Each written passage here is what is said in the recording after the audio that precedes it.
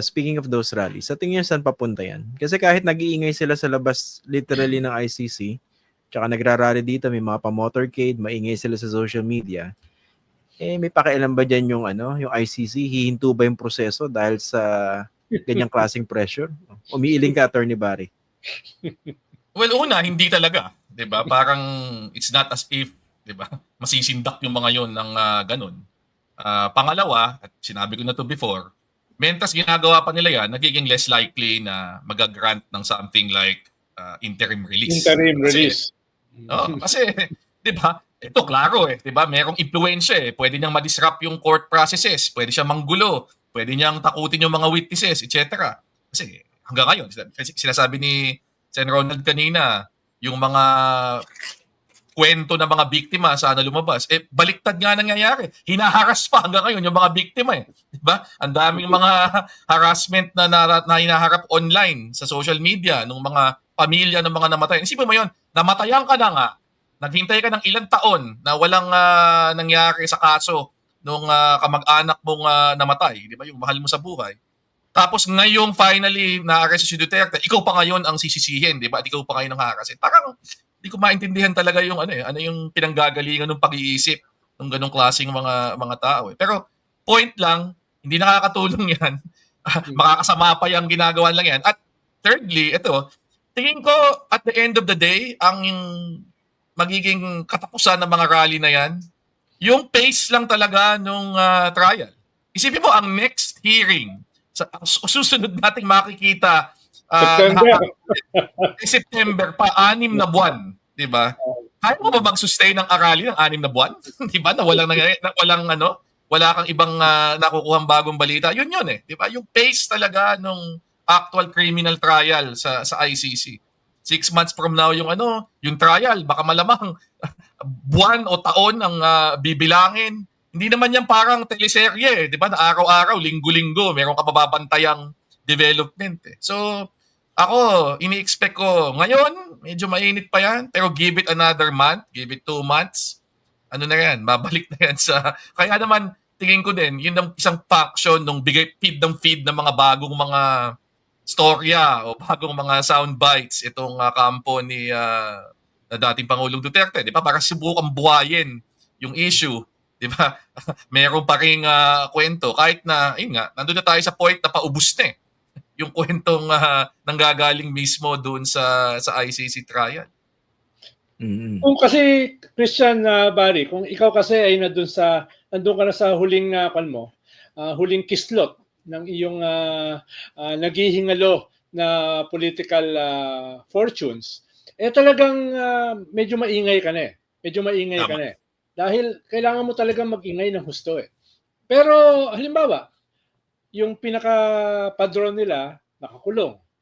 Yung susunod na padron, yung Vice President, may mga criminal cases at may impeachment na nakaamba at kasama rin siya dun sa communication sa ICC. Tapos yung principal dito sa Tokhang, nagtatago na. Pagkatapos niya magmalaki, na hindi siya kinakatakutan na siya ay pumunta sa ICC para samahan si Digong, ngayon nagbago nagtatago na, Paano naman yung kanyang mga apo, Paano makakadalaw sa Den Haag, etc. Tapos yung isa nilang maingay na alipore, si Harry Roque, ay hindi lang na isama doon sa council, Ganda sana nun, maging counsel, tapos ipapakita sa kanya yung kanyang mga statement noong 2016 na wag niyong iboto yung serial killer na yan. Ganda sana nun. Pero ang kanya ngayon ay asylum. Hindi ba niya alam na 43,000 yung naka-apply ng asylum sa Netherlands? So, saan siya lulugar doon? Pipila siya. So, tapos yung mga kanila, mga vloggers, talking heads, eto, nag-iiyakan na sa TRICOM. Umaamin na sila ay peddler ng fake news, ng disinformation. Tapos yung mga ibang hindi dumalo, lumabas na ng bansa. Diba? Pati si Maharlika, may kaso na. Pati yung kanilang main leader ng kanilang mga talking heads, si Bobby Tiglao, may cyber case law na. So, nasa yung dati nilang ginagawa ay sila ngayon ang tinatamaan, no? Hindi mo na alam saan sila lulugar eh. No? Kaya ito yung mga lasura nila eh. No? Kailangan nilang gawin ito to rally their troops, ipakita na buhay pa sila, no? At yung kakaunting natitira na hindi nagtatago, na hindi umaamin, no? Na sila ay peddlers ng fake news, ay lumakas yung loob. Pero kitang-kita mo, sabi nga ni Barry, paano ito susustain hanggang Setyembre? No? Pwera na lang kung talaga mga kadre yan. Mga kadre, alam mo ba, Christian, kung ano yung kadre? No, yung, Kayo. ano ba yung kadre? Yan. No? Kung Kayo. yan ay mga kadre, baka tumagal hanggang September. Yung mga rallies na ganyan, no? Yung mga mass actions. Saan ba patungo yan? Sabi nyo, mag-fizzle out yan dahil ang hirap i-sustain. No? Pero in terms of, let's say, targeting the Bongbong administration, Bongbong Marcos administration, would that be enough to destabilize him? Kumbaga, meron ba siyang dapat ikatakot dito? Well, depende rin sa gagawin ng Bongbong Marcos administration. Dahil, perdigana paramihan ng mali. No? So, dapat naman ay bawasan nila yung kanilang mga mali rin.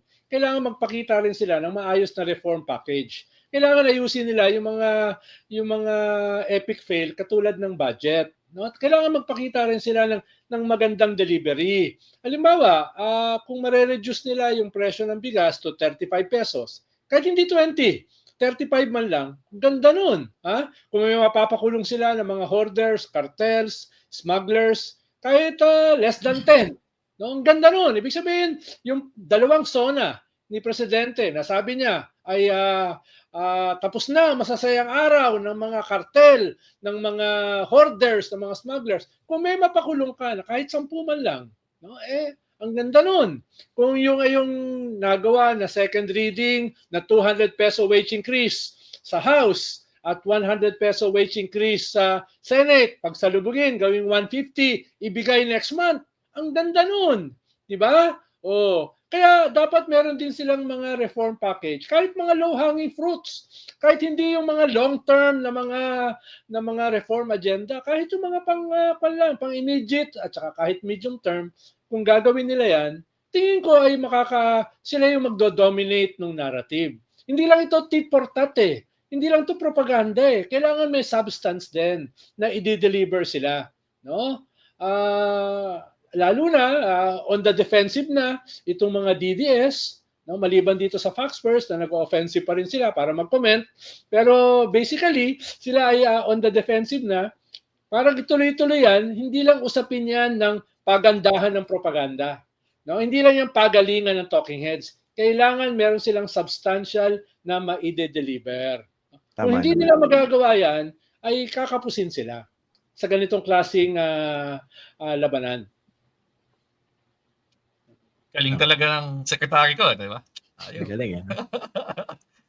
Pero tama yun. Kasi sa totoo lang, ang napatunayan nitong nakaraang yung size ng rally at yung na-generate nilang support, hindi kakayanin nung Duterte camp na mag-mobilize ng enough numbers to reach yung wag na nga critical mass di ba? Yung mass, yung dami lang na meron talagang at least threat ng stabilization o political di ba parang threat sa administrasyon. Pero ang ginagawa nila ngayon, sinasakyan nila yung mga iba't ibang mga issue laban sa administrasyon. And admittedly, yung ibang issue naman lehitimo di ba? Usapin ng budget, di ba? Usapin ng PhilHealth, usapin ng presyo, di ba? Madami naman talagang mga weaknesses di ba, sa part ng administration. And kung gusto talaga nilang maduluhan, di ba, itong kanilang mga political opponents, kailangan din talaga nilang ma-address yung mga bagay na yun. Kasi kung hindi, binibigyan mo pa ng lifeline May mga tao kasi talaga na dahil sa dissatisfaction, legitimate na dissatisfaction sa performance ng administration, baka maniwala, baka mahatak pa, 'di ba, doon sa supposed alternative na pinipresent nung mga Duterte. So, they cannot afford, 'di ba, to be careless. Kasi feeling ko yun yung problema minsan pag ang feeling mo masyado ka ng malakas, di ba? In terms of yung hawak mo lahat ng mga institusyon, hawak mo lahat ng Congress, hawak mo lahat ang national government. Feeling mo hindi na wala nang balik, hindi ka na kailangang magtrabaho eh. Yun yung yung ganung klaseng thinking. Mag-open pa ng pagkakataon, di ba? Na baka ma-take advantage ng kanilang mga political opponents sa kasalukuyan. So, agree ako talaga. Kailangan nila mag-deliver on other fronts.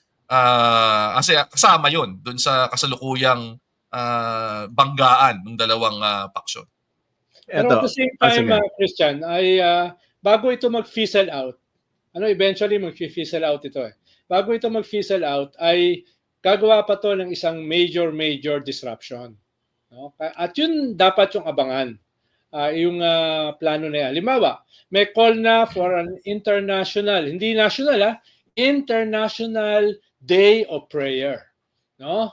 Gagawin yan all over the world, no? Hindi ko na alam kung anong epekto nun. Dahil magbubuo ko ba ng global government? Ia-oust mo ba si Trump, no? Doon sa Amerika? Ano bang gusto mo? No? Pero may ganun call ngayon, International Day of Prayer sa March 28. Posible, nakasabay niyan, ay magkaroon din dito ng National Day of Prayer. Pero magdadasal sila sa harapan ng Malacanang. So ganoon, may plano sila. Ang alam ko, meron na yung memo, wala pang mga specifics, kung yan ba ay tutuloy sa Malacanang o hindi. Pero alam ko, meron na rin budget na lumalabas, no?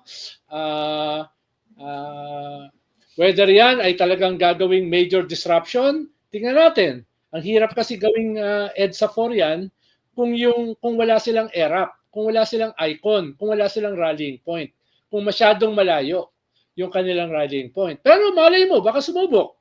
Baka sumubok. Isang indication dyan ay darating ba si Vice President Sara before Friday. Ang sabi kasi niya, Abril pa siya babalik. So, yan yung mga nag-unfold ngayon na pwedeng magkaroon ng sorpresa. Ang weird lang, no? Parang, syempre, nare-realize siya rin ito, no? Yung mga bagay na iwinaksi ni Duterte at ng kanyang mga taga-suporta nung sila'y nasa kapangyarihan, ito ngayon kanilang niyayakap o niyayapos. EDSA, people power, Human rights. due process, human rights. Due process. Panginoon. Rule of law. Diba? Parang, tawag dun eh. Yan ang problema sa'yo. Ang hirap mo pa bilibin no? Taas ng standard. Hindi, ako bilib nga ako kung binabalik dito dun sa mga enablers na nasa senatorial ticket ni BBM. Kung nanonood yung mga yun, kami na naman. Nananahimik na nga kami. Precisely, kasi nananahimik kayo. Parang araw-araw ito. Nga pala, no, di ba nagsalita yung nagbigay ng pahayag yung Iglesia ni Cristo? Ano bang sa tingin yung impact nito? Well, pwede kasi setting the template for something. No? Perhaps another January 13. Pwedeng setting the template. O kaya, parang pwede rin na parang compliance lang. Na, sinabi na namin ito pero hindi na kami magmo-mobilize.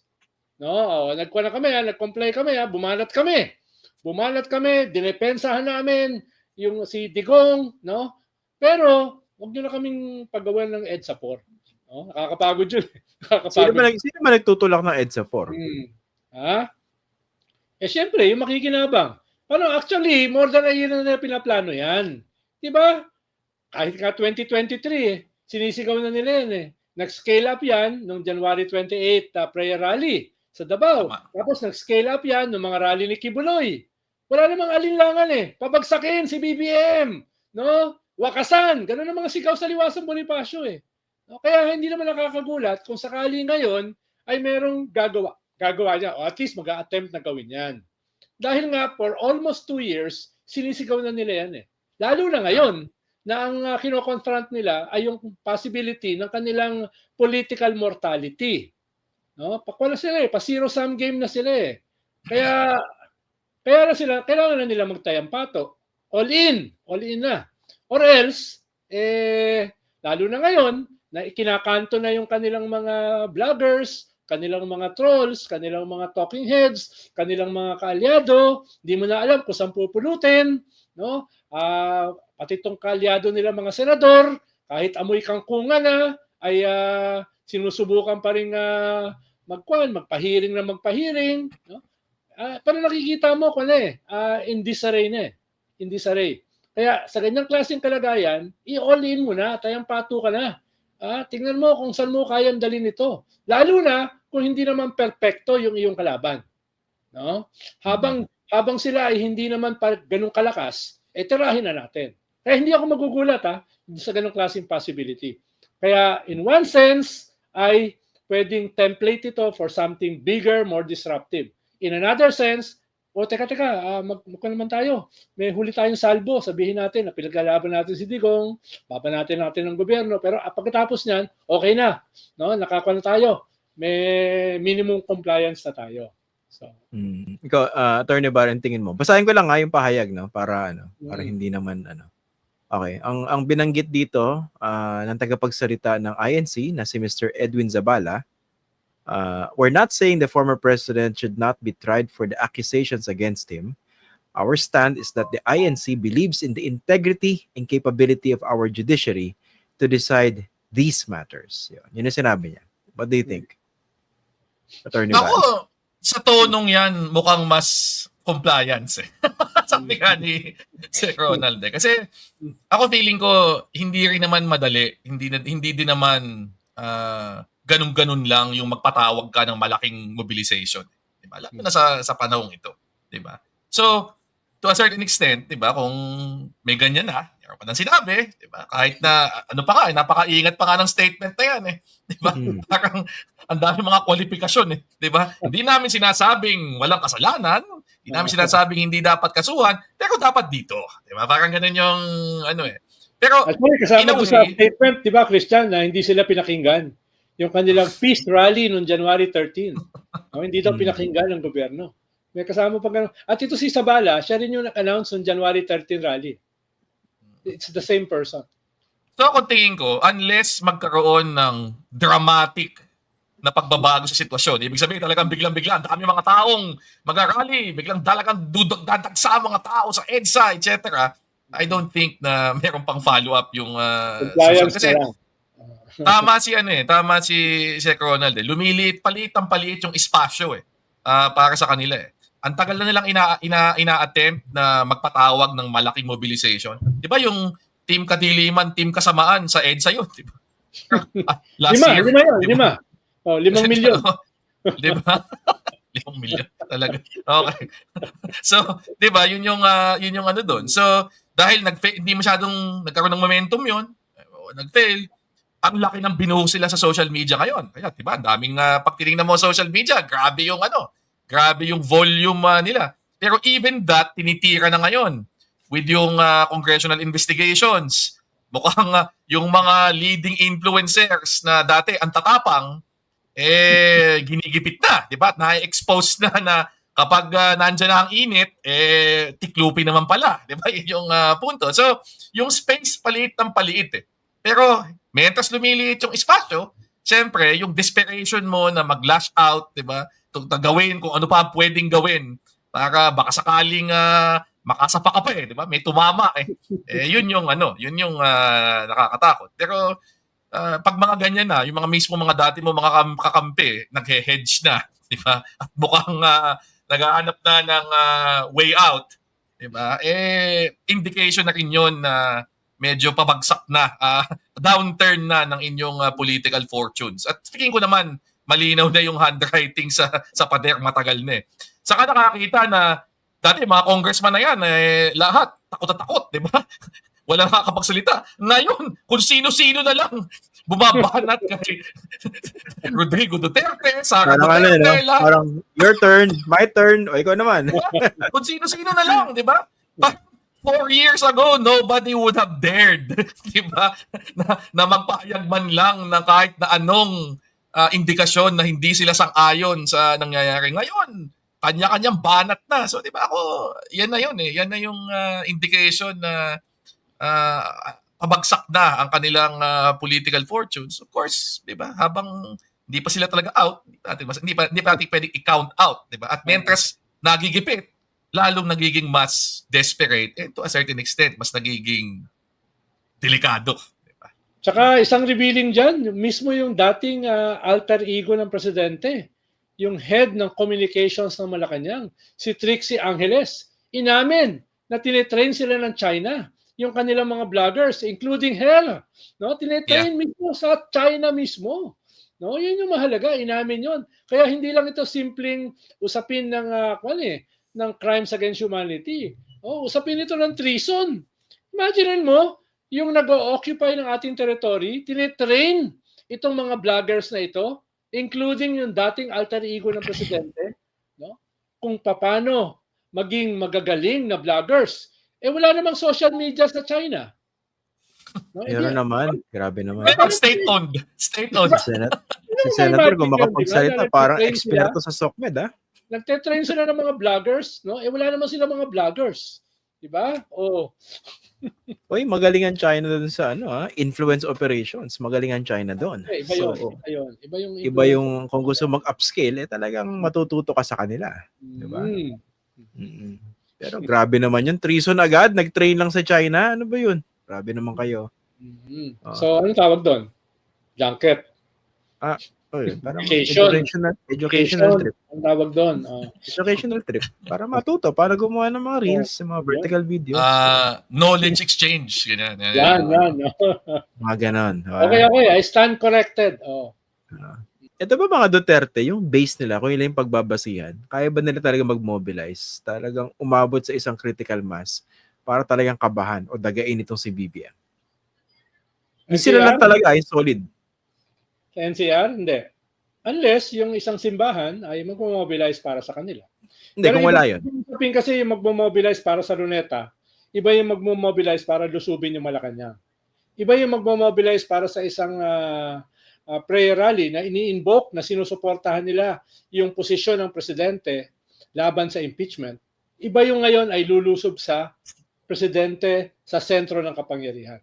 So, baka hindi kaya yung mga tipong scale ng Luneta. Maraming magdadalawa, tatlong isip. Kung ganun yung scale, mismo dito sa simbahan na ito. Pero kung talagang DDS lang, nakita naman natin yung ginawa nila nung 2 Saturdays ago. Hindi kinaya ng several hundreds lang ang dumalo. Kaya hindi talaga kakayanin. Iba yung Davao. No? Kung ka doon, mayor ka doon forever . Pero mahalaga kasi itong survey na nangyari na 51% ay sang-ayon sa accountability. 25 hindi. 25% ay tutol. Sa Mindanao ay 49% ang sang-ayon sa accountability ni Digong at 28% ang tutol. Sa Mindanao Tapos sa Visayas, 62% ang sang-ayon sa accountability ni Digong, 25% ang tutol, ang sang-ayon, no? Ang tutol sa accountability. So, ito ay bago nangyari itong pagkahuli, pagdala sa Den Haag. At that point, theoretical pa yung crimes against humanity. Ngayon, hindi na theoretical, konkreto na. Kaya may malaking possibility na mas tumaas pa yan sa mga susunod na survey. No? In spite nitong pinapakita nila na groundswell daw sa mga OFW, sa Davao, no? At kung saan-saan pang mga lugar. So, duda ako kung yan ay makaka-create ng critical mass para i-threaten yung sentro ng kapangyarihan. Lalo na, naglalabas na rin yung statement ng ang simbahan, ang katolikong simbahan. Halimbawa, yung statement ng CBCP vis-a-vis accountability ni Digong. At yung mga naglalabasan ng mga pastoral letters ng mga obispo, katulad ni Bishop Pabilio, yung bishop ng Bacolod, no, etc. So, tingin ko ay yan ay makakatulong na para pigilan itong whatever attempt na mag-create ng major disruption dito sa NCR. Dagdag ko lang, historically, hindi sila nakapag-mobilize. Maski nung panahon na nakaupo pa si Rodrigo Duterte sa Malacanang, yung mga attempts sila noon, di ba, na mag-generate ng groundswell para sa mga chacha, etc., mga ganun. Wala hindi may support, iba yung suporta sa mobilization, di ba? Hindi necessarily sinasabi ng tao sa survey na suporta ako diyan o ito yung posisyon ko diyan. magta-translate yon into lalabas siya at sasama sa rally. And hindi recent development itong kanilang pagsubok na magkaroon ng malaking pagkilos. Sabi nga ni Sec Ronald kanina, last year pa yan 'di ba? Para kay Kibuloy. 'Di ba yung paulit-ulit na maisog rallies na yung EDSA, panawagan sa EDSA na walang pinuntahan lahat. Eto, nangyari na yung aresto at lahat. Wala pa rin ako nakikitang malaking rally. Yung malalaking rally lang nakikita ko, yung mga peke Yung mga supposedly festival pala sa kung saan papalabasin rally ng Ibig sabihin wala talagang tao, 'di ba? Yun yung hindi talaga nakakapagkaroon ng groundswell. Kung ano mang suporta ang meron sila, hindi nagta-translate into actual mobilization ng mga tao. So unless may mangyaring iba, may malaking pagbabagong mangyayari sa kanilang approach, sa konteksto, sa mga political development, sa mga darating na buwan, hindi ko nakikitang magbabago yun.